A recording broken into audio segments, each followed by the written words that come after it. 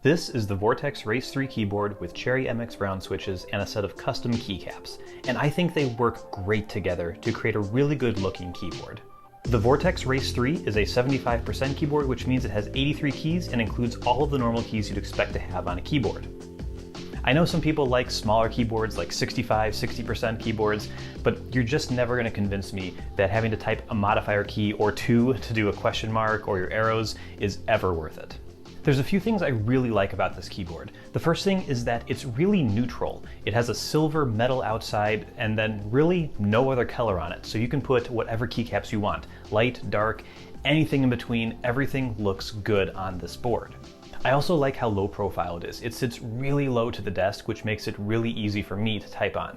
I don't like using a wrist rest for my keyboard, and a lot of other mechanical keyboards, like ones from Keychron, for example, make me use one because they just sit so high and it's uncomfortable to use otherwise. This one, I don't need one, and I love that it makes my desk look a little cleaner, a little nicer, and I'm a huge fan.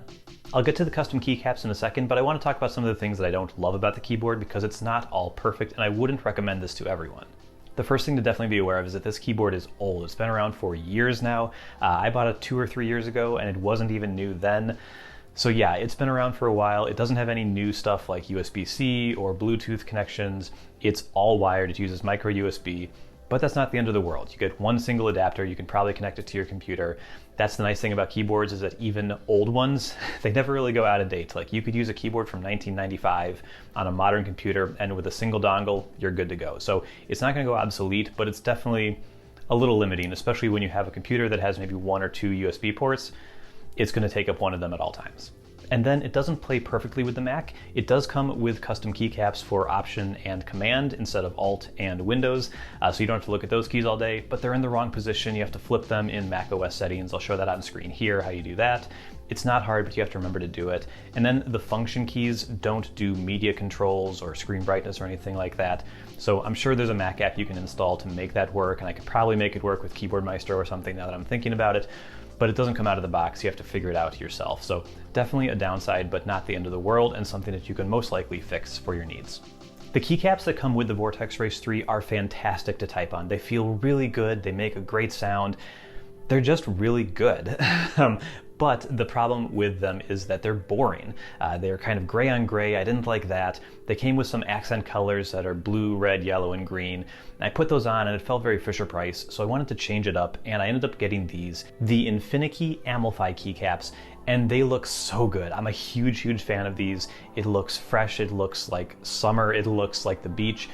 I'm a huge fan of them. I think it adds a great pop to my desk, and I'm just in love with them. They do sit a little higher than the stock ones that came with the keyboard, so that took a little getting used to, but once I got used to it, it was great to type on. I really, really love these. They seem really high quality.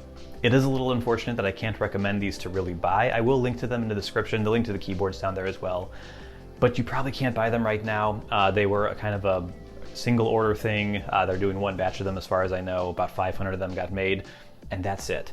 So I don't know if you can actually buy these, but hopefully this is at least inspiration for what sort of keycaps are out there, and maybe there's something similar, something you even like better, that you can get right now for your keyboard.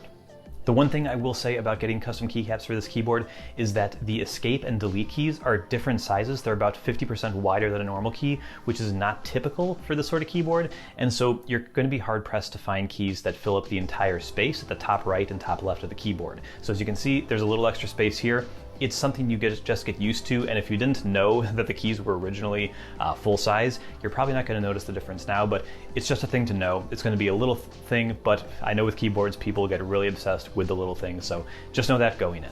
And that is it. Again, that's the Vortex Race 3 keyboard and the Infinikey Amalfi keycaps, and I love the combination. I think they're really good.